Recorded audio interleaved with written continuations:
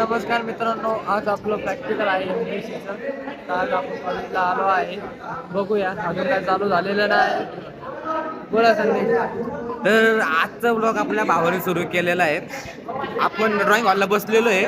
तर सरांनी सांगितले बसायला. म्हणजे आज रितेश पण आहे. काय बोलतो रितेश? काय भाऊ? तर आत्ता आहे ना प्रॅक्टिकल एक्झाम आहे आमची. तर काय अभ्यास करायला काही वेळ भेटला नाही, कारण की लास्ट इयरचा प्रोजेक्ट जो आहे त्याची तयारी करण्यात आमचा अख्खा वेळ गेलाय.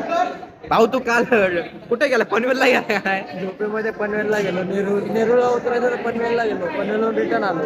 तर परवा आम्हाला आहे ना प्रोजेक्ट सरांना काल ना प्रोजेक्ट दाखवायचा होता. तर आहे ना भाऊ ना आमची झोपत नव्हतं झाली काल. तर भाऊ ना ट्रेनमध्ये आहे ना झोपतो डायरेक्ट आहे ना काहीतरी 20-30 किलोमीटर लांबच गेला ट्रेनमध्ये. असं शॉर्ट झालेला आहे. मला पण झोपले, मी पण डोलक्या मारतच होतो. आता बघ काय होतं बघ. तर मित्रांनो आपलं प्रॅक्टिकल झालेलं आहे.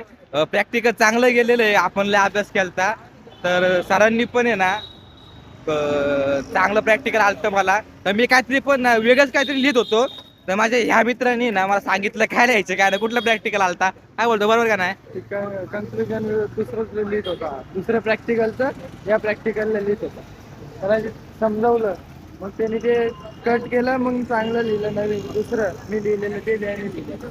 काय मित्र एवढा काही विषय नाही, कारण की आहे ना आपले कॉलेज टीचर सर आहेत ना ते सगळं समजून घेतात. घेतात का ना समजून? काही लिहा म्हणजे लिहायला लागतं बरं का, काही ना काहीतरी समजून घेतात. मारून पण देतात. एक नंबर कॉलेज आहे. चुकलं थोडंफार तर मग काय जे सगळं कॉलेज होतं